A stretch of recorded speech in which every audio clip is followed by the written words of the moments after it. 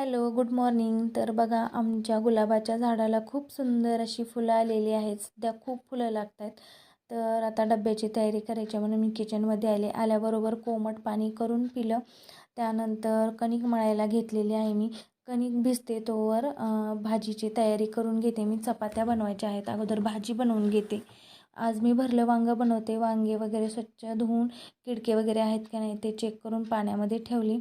कोथिंबीर कट करून घेतली. लसूण सोलून घेतला. लसूण सोलण्याचं काम मला खूप कंटाळवाणं वाटतं. तर इकडे जे शेंगदाण्याचं कूट होतं त्याच्यामध्ये हळद आणि धना पावडर टाकली, मीठ टाकलं आणि थोडीशी कोथिंबीर, ते सर्व सारण वांग्यामध्ये मस्त भरून घेतलं.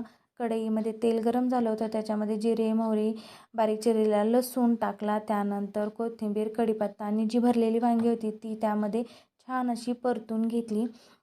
आज दोघांना डब्यामध्ये मी हेच देणार आहे.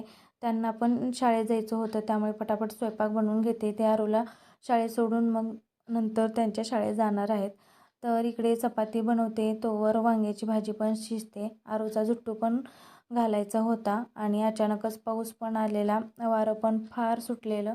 तर इकडे वांग्याची भाजी पण बनवून झालेली. बघा, झाड पण इतकं हालत होतं, इतकं वारं पण सुटलं होतं.